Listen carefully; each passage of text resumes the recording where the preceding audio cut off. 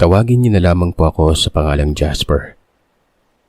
At ang kwentong ibabahagi ko ay kwento ng aking tatay Rodney. At para mas malinaw ang pagsasalaysay ng storya, ay hayaan mong ikikwento ko ito sa katauhan niya. Ako si Rodney, Tubong Rojas Capiz. Pero ang kwentong ibabahagi ko ay hindi nangyari sa lugar ng Capiz, kundi sa isang barangay sa May Samar. Minsan kaming inanyayahan ng kasamaan namin sa trabaho. Nagtatrabaho ako bilang isang sapatero sa lugar ng Marikina sa Manila.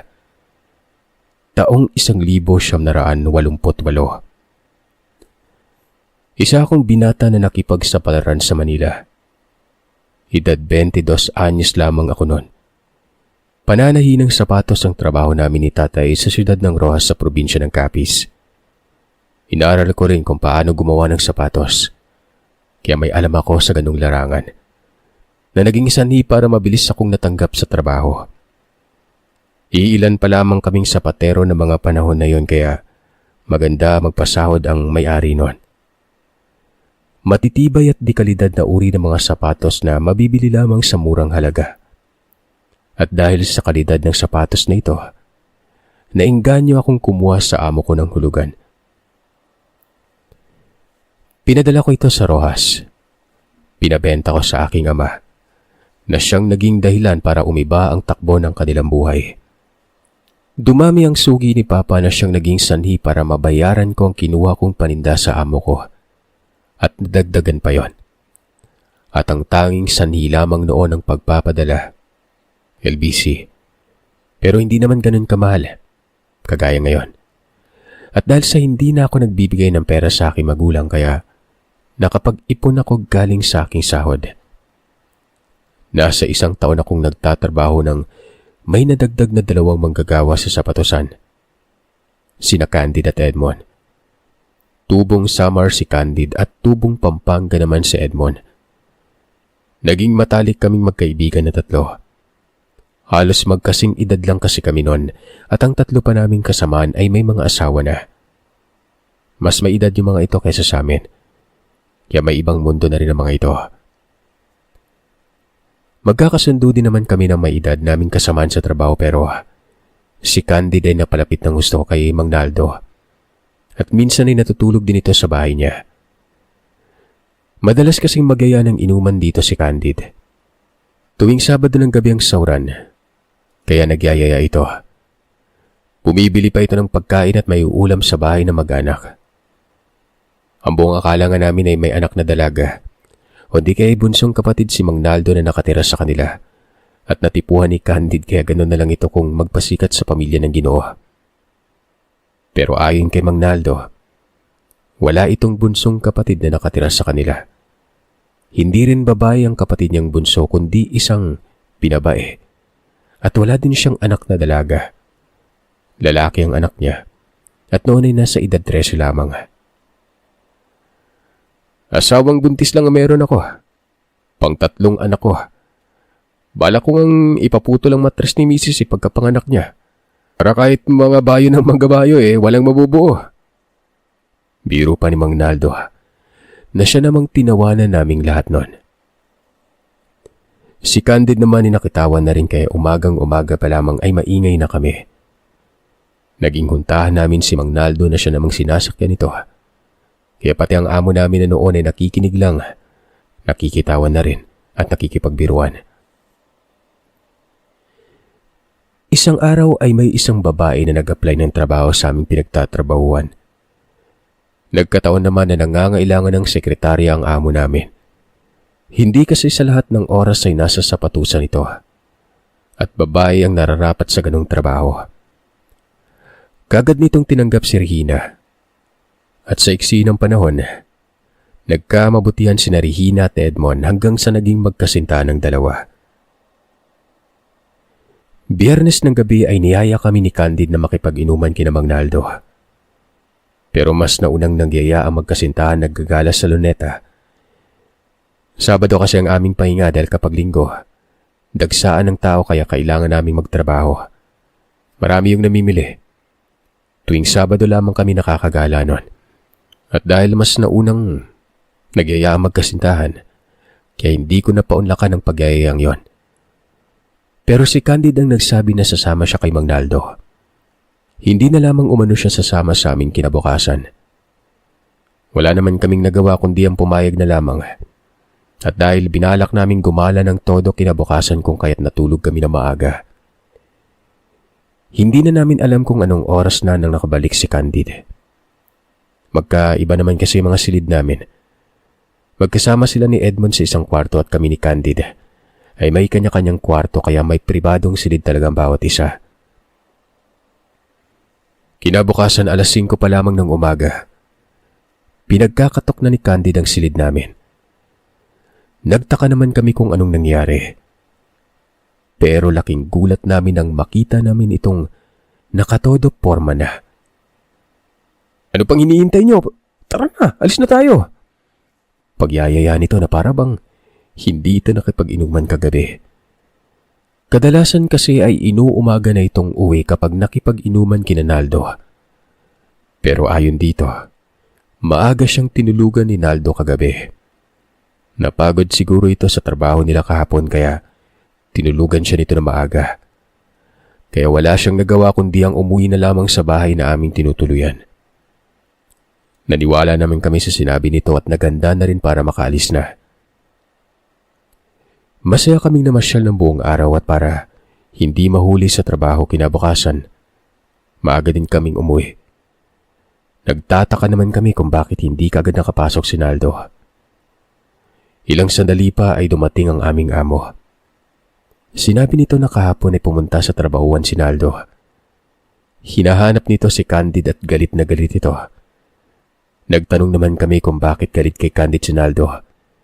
Pero ayon sa amo namin, mabilis ang pagsasalita ni Naldo na siyang hindi niya naintindihan kaya pinayuhan ng amo namin si Candid na puntahan yon at ayusin kung ano man ang hidwaan nilang dalawa. Ginawa yun ni Candid, Sir Seth. At nang bumalik ito sa sapatusan, magkasama na sila ni Naldo at maayos na silang nag-uusap. Hindi naman na namin pinansin pa kung ano man ang hindi nila pagkakaunawaan. Ang mahalaga noong mga panahon na yon ay magkaibigan na silang muli. Pero nang muling magyaya si Candid na mag-inuman silang dalawa ni Naldo, humindi na ito. Nagbiro pa ito na, "Di bali na pre, hindi na muna ako iinom. Baka kasi mamaya magkatotoo yung panaginip ko na kinakain mo yung anak ko eh." Wala sa loob na wika nito. Sabay tawa. Kami naman nakitawan na rin. "Nako, ginawa ka ng aswang ni Naldo, Candid." Pagbibiro ni Regina sabay tawa nun. Sumagot pa ito ng, "Baka aswang sa alak. Matindi uminom yun si Candid eh." Nagtawanan kaming lahat sa madaling salita. At hindi na lamang ito pumunta sa bahay nila Naldo. Lumipas ang mga araw at gaya ng inaasahan. Hindi nag-inuman ang dalawa. Pero magpaganon pa man ay maayos pa rin naman ang sama namin sa trabaho. Kaya nawala na rin sa isip namin ang mga pagbibiro ni Naldo noon. Hanggang sa isang umaga, nakatanggap kami ng balita noon. Wala na si Naldo. Ganon din ang kanyang asawa na noon ay manganganak na sana. Ayon sa balita, nakita ang mag-asawang nakalutang sa may estero. Wakwak ang tiyan ng mga ito at nakalabas ang mga laman loob nun. Hindi na namin nakitaan ng iba noon si Candy dahil maging ito man ay nag-alala rin sa mag-asawa. Hanggang sa nawala na lamang ang usapin tungkol sa mag-asawang ito. 1 taon ang nakalipas. Patuloy pa rin ang pagkakaibigan namin. Niyaya kami ni Candy na sumama sa kanya sa summer. Nataon yun na mahal na araw kaya medyo mahaba ang mga araw na wala kaming pasok. Dahil sa palaging pagkikwento niya sa amin kung gaano kaganda ang lugar nila, nainganyo din kaming sumama. Nang makapagplano na kami at nakapagdesisyon na sasama kay Candid, Siya na mismo ang nagpaalam sa aming amo. Ang buong akala ko nga ay hindi kami papayagan at apat kami ang liliban sa trabaho noon. Pero milagro, dahil hindi man lamang tumutol ang amo namin. Kaagad itong pumayag at ito pa ang nagbigay ng pamasahe namin na siyang pinagtataka naming tatlo. Si Candid napakaingay noon. Parang ang saya-saya niya. Ako man ay hindi rin makapaniwala na pinayagan kaming apat noon na sabay-sabay. Ganun pa man ay tuwang-tuwa ako dahil makakagala kaming apat ng libre. Dali-dali na akong nagligpit ng gamit na dadalhin. Sa pagligpit ko ng jacket ko, nahulog mula doon ang bigay ni Lolo na isang kwintas na may palamuting imahe ng San Benito. Isa pong manggagamot ang lolo ko sa Capiz. At nung pumunta ako sa kanila para magpaalam na magtatrabaho sa Manila, ibinigay niya sa akin ang kwintas dahil ayon dito, ito ang aking magiging proteksyon. Wala naman sa loob ko na sinuot ang kwintas na yon. Pagkatapos ay tinago ko yun sa loob ng aking damit. Nakaugalian ko naman ang magdoble ng damit. Yun bang bago ako magsuot ng kamiseta may suot muna akong sando. Kamiseta ang tawag namin noon sa damit na may manggas. At ang damit na nakapaloob sa kamiseta ay sando. Pagkatapos naming magligpit ay kaagad naman kaming naganda para makaalis na. Wala pa naman kaming tiket noon sa barko kaya nagbabaka sakali pa lamang kami na makakuha noon. Ay nga, tila ba umaayon talaga sa amin ang panahon. Mabilis lang nakakuha si Candid ng tiket sa barko para sa amin. Lumipas sa mga oras at tuluyan na kami nakasakay ng barko. Si Candid ay panay ang bida kung gaano kaganda ang kanilang lugar. Tinanong ko ito ng, "Tol, gaano ba kalayo yung lugar niyo mula sa sentro?" "Medyo malayo, Tol. Nasa isla kasi kami. At yung isla namin, tanaw yung isla ng Capiz. Minsan nga pag nawawalan kami ng tubig sa isla, sa Rojas kami bumibili ng tubig gamit yung bangka Tumango naman ako sa sinabi ni Candid noon. Ang hindi ko lang maintindihan ng mga oras na yon. Bakit habang nag-uusap kaming dalawa, nararamdaman ko ang pag-init ng kwintas noon. Habang si Candid naman para bang hindi ito makadikit sa akin kahit na magkatabi kami. Napapansin ko man pero ipinagsawalang bahala ko na lang ito. Maayos naman itong nakikipag-usap sa akin noon. Naisip ko na lamang na baka may masamang hangin na tumabi sa akin kanina. Kaya kung ano-ano ang pumasok sa isipan ko. Mabilis na lumipas sa mga oras. Nakatulog naman ako ng mahimbing sa cabin na nakatalaga sa akin. Nakarating kami ng maayos sa Samar. At mula doon sa sentro, sumakay na lamang kami ng jeep papunta sa bayan na pupuntahan namin noon. Mula naman sa mismong bayan ay kailangan naming sumakay ng tricycle para marating ang daungan ng bangka. Pagdating sa lugar, nababahala ako dahil sa paminsan-minsang pag-init ng suot-suot kong kwintas. At ito pa, Sir Seth. Si Candid, naging tahimik. Makikipag-usap lang kapag kakausapin namin. O hindi kaya ay may itatanong ito sa amin. Ayos lang naman dahil kami rin ay wala nang gana magsalita sa tindi ng pagod na aming naramdaman. Pinagtitinginan kami ng mga tao habang sumasakay ng bangka noon. Nang makaupo ako sa upuan ay may tumabi sa akin na isang may edad na babae. Tinanong ako kung saan kami pupunta at kung saan kami nanggaling. Sinagot ko naman ang lahat ng katanungan nito. At nang sinabi ko dito ang lugar kung saan kami pupunta noon, napakunot ang noon niya. Nang magkaroon ng pagkakataon, pinulungan ako nito. Nagbigay babala patungkol sa lugar. Sinabi rin ito na maraming kuno-kunong aswang na nakatira sa lugar na yon.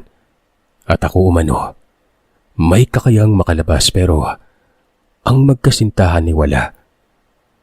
Wala umanong pangontra mga ito. Halos hindi ko alam ang sasabihin ko sa ginang. Mabuti na lamang at maingay ang makina ng bangka.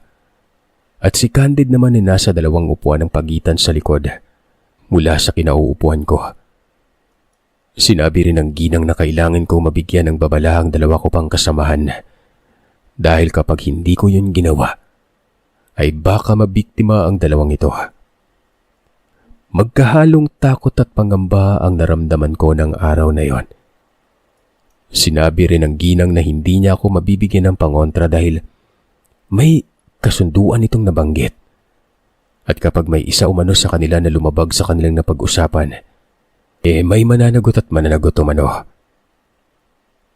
Nagpasalamat lamang ako sa kanya sa pagbigay nito ng babala sa akin. Pero ang unang nasa isip ko nang tingnan ko ang matanda at marinig kong magsalita, baliw siya. Hindi ko na ito pinansin nang bumaba na kami ng bangka para hindi na malaman ni Candid na may nakipag-usap sa akin na ibang tao. Ayon din naman kasi sa kanya ay huwag basta-bastang makipag-usap sa kahit na sino lang.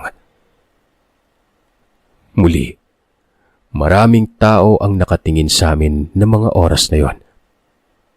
Ipagsasawalang bahala ko na lamang talaga dapat ang sinabi sa akin ng matanda pero yung tricycle driver na sinasakyan namin o sinakyan namin noon, hindi din nakatiis. At kung ano ang sinabing pagbabala ng matanda, ganun din ang sinabi niya. Pero nang tinitigan ito ni Candid, binawi niya ang kanyang sinabi, Sir Seth. Magpaganon pa man ay tumingin ito sa akin na tila ba nagsasabing maniwala ka sa sinasabi ko. Pero tiningnan ko lamang siya na may ibig din akong sabihin. Hindi ko lang mabitawan kung anong gusto kong sabihin nun. Sina Regina at Edmond kasi ay may sariling mundo. Wala silang pakialam sa paligid na para bang lunod silang dalawa sa kung anuman ang pinag-uusapan nila. Nang makarating kami sa bahay nila Candid, tuwang-tuwa ang mga magulang niya. Alam mo yung sobrang welcoming nila sa mga kung sino mga bisita. Yung minsan lang silang makakita ng dayo. Ganon. Lalong-lalo na kapag tumitingin sila kay Regina. Titig na titig sila sa dalaga. Pero pagdating sa akin, Sir Seth, hindi ko maintindihan o hindi ko mabasa ang sinasaad ng reaksyon ng mga ito. Alam mo yung hindi nila ako ramdam. Doon na. Si Candid ay nag-iba ang pakikitungo. Ganun pa man ay sinabi nito na sa silid niya ako matutulog nun. Dahil ang kabilang silid ay para kina Regina at Edmond. Mag-asawa umano mga ito kaya kailangan nila ng pribadong silid. Wala naman akong nakitang mali sa suhestyon na yun ni Candid pero pinagdiinan ko naman dito na ngayon lang naman kaming tatlo magkakasama sa iisang silid nun. Tsaka may papag naman. Sa papag na sila, ako na lang sa sahig nun.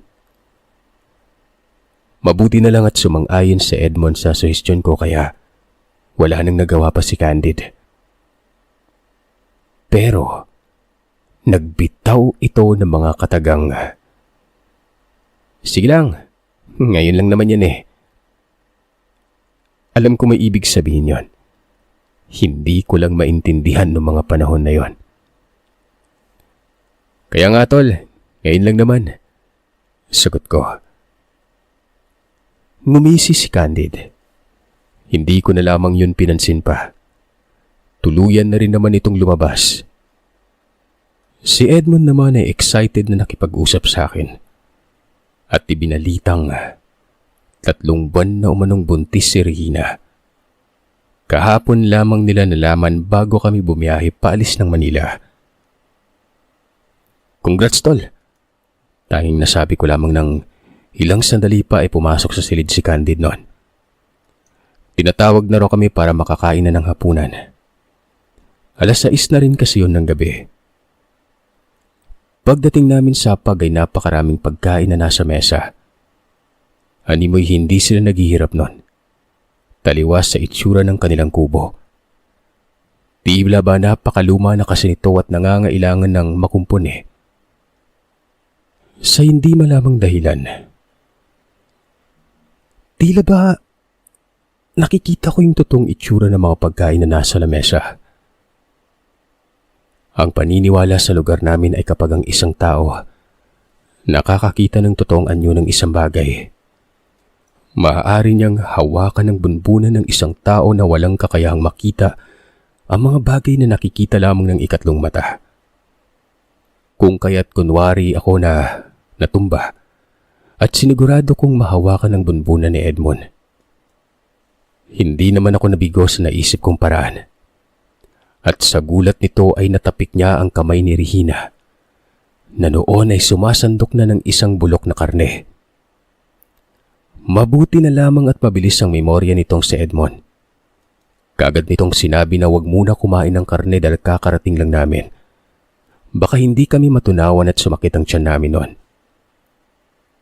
Dahil doon, nagbago ang ekspresyon ng mukha ng nanay ni Candido.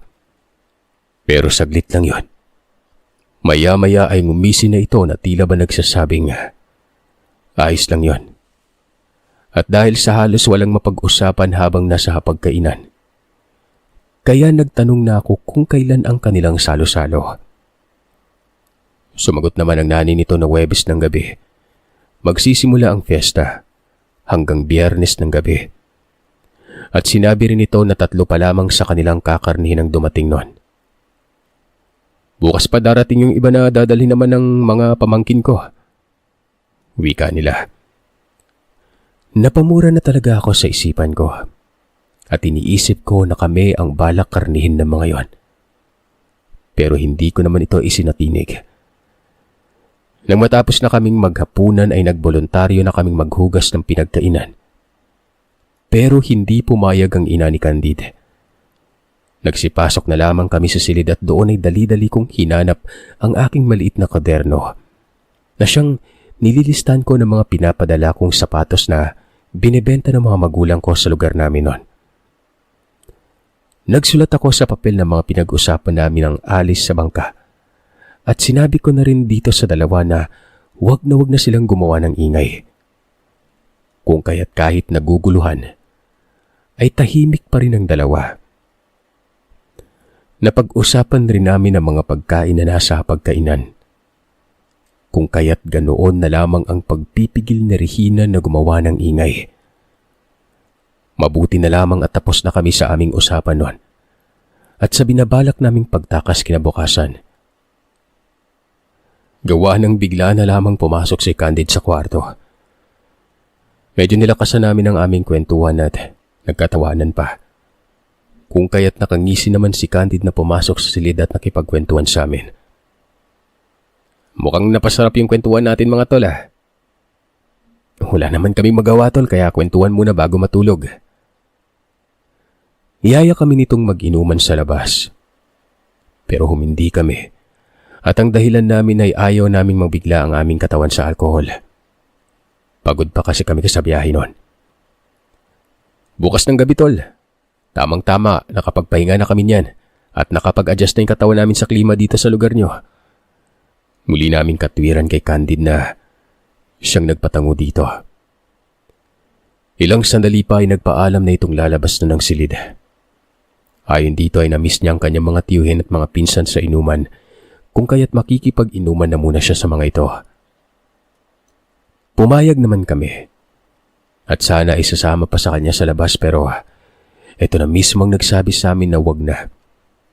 Ibaw man ang ugali ng mga tiyuhin niya at mga pinsan. Baka mapahamak pa umano kami noon. Bago tuluyang lumabas sa may binigay itong langis, sinabihan kami nito na mag-aplas muna noon sa aming mga pulso at sintido para wala umanong masamang kung ano ang makaamoy sa amin. Sinabihan din ito si Regina na mag-aplas na kaagad. Baka kasi hindi na matansya ang mga tao sa labas at hindi na si Regina aabot sa pagsasalo. Magtatanong pa sana si Regina kung ano ang ibig sabihin ni Candide. Pero si Edmond na mismo ang sumaway dito. At sinabihan itong sundin na lamang niya ang pinapagawa ni Candide sa amin. Ginawa na lamang namin yung lahat ng walang tanong-tanong pa. na siya namang ikinatuwa ni Candid noon. At muli ay lumabas na ito ng silid. Malakas na huntahan naman ang narinig namin sa labas. At dahil ang ibang salita nila ay kapareho sa amin sa kapis kung kaya't ang ilan sa mga ito ay naiintindihan ko noon. At doon ko nakumpirmang aswang nga ang pamilyang aming napuntahan. Kinabukasan ay hindi na kami ni Edmond naglagay ng langis noon. Tanging si Regina na lang. Ginawa niya yun para maitago ang amoy ng kanyang ipinagbubuntis. Nagpaalam kami kay Candid na maglalaba lamang at maliligo sa ilog. Pumayag naman ito. Humingi pa ako sa kanya ng maliit na sako na lalagyan ko ng mga madumi naming damit. Ang hindi nito alam ay sinasalansan ko mabuti ang bag namin sa sako. Pagkatapos ay nilagay ko sa ibaba ang madumi kong damit noon. Kasama ng damit ni Edmond. Kung gaano ka-strikta ang paningin ng nanay ni Candid sa akin ay ganun naman kalambing ngunit matalas sa mga mata nitong nakatitig kay Regina. Tila ba nakikita pa rin ito ang sanggol sa sinapupunan ng babae. Dinala kami ni Candid sa ilog. Ayon dito ay palipasin muna namin ang 1 oras bago kami maglabas sa ilog noon. Dahil sa mga oras na yon, ay halos pang tubig dagat ang tubig ng ilog at hindi ito maganda na maligo at maglaban ng damit. Sumang-ayon naman kami sa sinabi ni Candid. Nagpaalam ito at iniwan kami kasama ang 3 kabataan na noon ay tila ba sabik na sa pagdating ng gabi. Pinag-uusapan kasi ng mga ito ang magiging hapunan nila mamayang gabi noon. Ayon pa sa isa ay marami ang dala ng pinsan niyang kakarnihin. Yung kay Candid 3 lang. Sa pinsan nito ay 5. Nagmalaki pa ito na sa paglaki niya ay gagayahin niyang pinsan niya. Magaling makisama kaya marami ang naiulam nila. Nagkunwari lang naman akong hindi ko naintindihan ang pinag-uusapan ng mga ito. Tinawag ko pa ang isang bata at tinanong kung bakit maalat ang tubig noon. Normal lamang umano yun gawa ng malapit lamang sila sa dagat. Tinanong ko itong muli kung nasaan ang dagat at tinuro naman ito at sinabihan akong bawal kaming pumunta doon. Tumangulang naman ako at nakipagkwentuhan dito. Pero para bang nayayamot ito habang sumasagot sa akin kung kaya't hindi ko na pinilit pang makipag-usap pa. Maya-maya ay may lumapit sa aming sakay ng bangka. 3 purong may edad ang kalalakihan. Kung titingnan ay mga nangingisda lamang sila. Pero bigla na lamang nagsitakbo ang 3 kabataan na siyang nagbabantay sa amin sa ilog noon. Nung nakatakbo na ang mga ito ay mabilis kaming sinabihan ng isang matanda na magmadali na at sumakay na sa bangka noon. Dali-dali naman kaming sumakay. Inuna naming sinakay si Regina at kami ni Edmond ang sumunod. Dala ko pa rin ang sako na may lamang mga gamit namin. Nasa 10 metro ang layo namin sa lugar na makita namin sina Candid kasama ang mga tiyuhin nito at pinsan. Nagulat kami nang marinig naming umaalulong ang mga yon kahit magtatanghali pa lamang. Ganyan sila kahayok sa laman. Kahit tanghaling tapat nagsialulungan Nawala na makakain. Mabuti na lamang at nakasabayan niyo sa pagsakay si Milagros kahapon. Siya'y nagbigay ng kaalaman sa amin kahit na kinabi na ito makarating lamang sa lugar namin. Hindi kami sakop ng anumang kasunduan ng barangay na ito. Wika sa amin ng may edad na lalaki. Doon ko nalaman na ang ginang pala na nakausap ko ang tumulong sa amin noon. Hindi ko alam kung bakit napatulo ang luha ko ng mga oras na yon.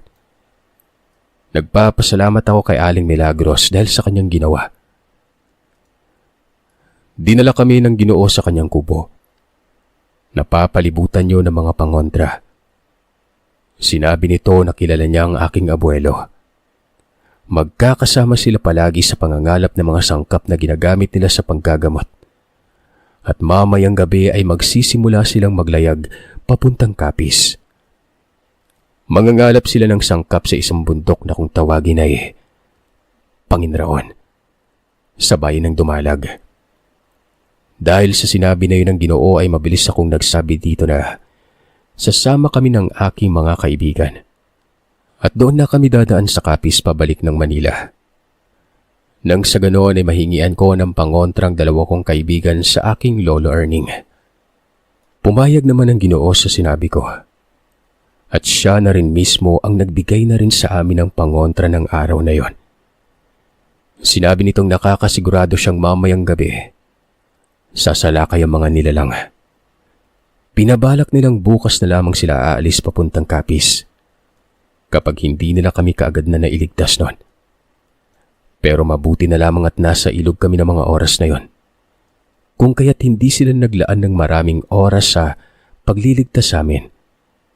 Kaya magagawa nilang bumiyahe ngayong gabi at napagkasunduan naming 3 na sumama sa kanila. Pinagpahinga kami ni Manong Antonio ng araw na yon.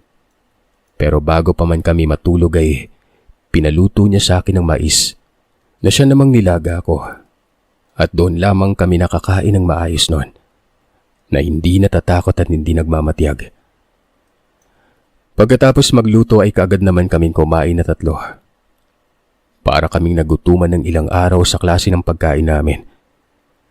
Kaya ganoon na lamang ang pasasalamat namin kay Manong Antonio at sa mga kasama niya. Pagkatapos kumain ay kaagad na kaming nagpahinga. Nagising kami alas 4 na ng hapon. Nakapaglaga na si Manong Antonio ng kamote na siyang inulam namin sa kanin bago pa man kami umalis. Nagbaon rin kami ng kanin at nilagang kamote. Meron ding inihaw na isda si Manong Antonio at ang iba pang kasama nito. Pagkatapos kumain ay naglinis lamang kami ng katawan at nagpalit ng damit. Bago pa man mag-alas 6 ng gabi, ay kasalukuyan na kaming naglalayag papuntang bayan ng Roxas noon. Kulang-kulang 4 na oras pagdating namin sa Roxas. Naroroon ang tricycle na susundo kina Manong Antonio. Kasama ng driver ang aking abuelo. Kaya ganoon na lamang ang gulat nito nang makita ko nitong bumaba sa bangka at lumapit sa kanya. Dali-dali akong lumapit at nagmano sabay yakap sa kanya noon. Halos hindi naman ito makapagsalita sa sobrang gulat niya. Ipinakilala ko sa kanila sina Regina at Edmond. Ikinuwento naman ni Manong Antonio kung paano kami nito nakasama at kung paano kami nito iniligtas sa lugar ng mga aswang. Nang marinig naman yun ni Lolo, ay kaagad naman itong nagtanong kung sino ang kasamahan namin na yun sa trabaho at ano ang lahi nito. Sinabi ko naman ang pangalan na ipinakilala nito sa amin. Pero ngayon ay napapaisip ako kung yun nga ba talaga ang totoo niyang pangalan. Nang walang ano-ano ay may dumaong na bangka nun. Sakay nito sina Candid, ang ama nito at ang 3 nitong tiyuhin. Dahil doon ay inutusan ni Lolo ang driver ng tricycle na pasakayin na muna kami doon. Pero wag muna kaming aalis. Pinasakay lang kami sa tricycle dahil ang tricycle na yun ay may basbas ni Oyong Erning. Hindi umano ito basta-basta malalapitan ng mga kampon ng kadiliman. At dahil gabi na nang dumating kami, kaya wala ng tao sa daungan ng bangka nun. Pero malakas ang loob ng mga nilalang na sumugod mismo sa lugar namin. Iniisip kasi ng mga ito na mahal na araw, na ibig sabihin na ay mas malakas sila. Dahil kinukonsiderang patay ang Panginoon. Kaya malaki ang pag-asa nilang manalo sa hidwaan. Hindi nila naisip na aktibo din naman ang mga albularyo. Galit na galit si Candid na dinuro ako at nagsabing, "Traidor, dapat pinatay na kita nung nasa baryo pa lang tayo. Sinira mo ang lahat ng plano ko. Hindi ko naisip na maiisan mo ako noon." Nanlilisik ang mga mata na tila ba nawawala na sa sarili. "Ikaw ang traidor, Candid. Mapagpanggap. Tama si Naldo ng sinabi tungkol sa'yo." Humalakak ang nilalang. Sinabi nito na siya ang pumatay kay Naldo at sa asawa niya. At kaming 3 ay espesyal sana dahil pagsasaluhan nila kami ng kanyang pamilya. Lalo na umano si Regina. na nagdadala ng sariwa na pinaka-espesyal sa araw ng selebrasyon. Pero sinira ko man ang lahat ng yon nang tinakas ko yung dalawa. Dahil sa sinabi nito ay hindi na pinatagal pa ni Uyong Erning ang nilalang. Kaagad niya itong binato ng buhay na salita at ipinako. Ganun din ang ginawa nila Manong Antonio sa iba pang kasama nun. Nagawa pang humiyaw ng tatay ni Candid na naging sanhi para magsialulungan ng mga aso sa kapaligiran. Pero saglit lamang yon, dahil kaagad din namang napigilan yun ni Uyong Erning. Binusalan niya ang bibig nito gamit ang buhay na salita, kung kaya't hindi na ito nakapagsalita pa. At ang mas malala ay tila ba siya ang binalikan ng mga katagang sana ay bibitawan niya para mahuli si Uyong, na siyang naging sanhi para masawi si Candid noon, kasama ng kanyang mga kasamahan.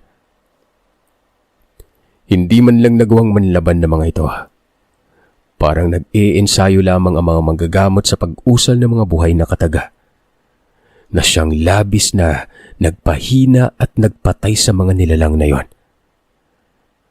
Sa halip na isakay sa bangka para iuwi ang mga ito sa kanilang lugar, dinala nila ang bangkay sa may kakahuyan na bahagi ng dalampasigan. Doon nila ito sinigaan hanggang sa matupok ang mga ito. Kinuha nila ang mga abong parte ng nilalang. Ipinasok yun na gagamitin sa panggagamot, na siyang hindi naman nalaman ng mga tao sa lugar dahil sa binalot ito ni Uyong Erning ng sabulag. Nakauwi kami sa bahay ng maayos. Tinanong ako nito kung ano ang nangyari pero si Uyong Erning na ang nagpaliwanag na siyang mabilis naman itong naintindihan. Pagkatapos ng mahal na araw ay bumalik kaming tatlo sa Marikina. Nagtanong ang amo namin tungkol kay Candid. Sinagot ko na lamang ito ng nag-asawa na si Candid at hindi na daw babalik ng Manila. Gustong magbigay oras para sa pamilya niya. Naintindihan naman yun ng amo ko kung kaya't hindi na ito nagtanong pang muli.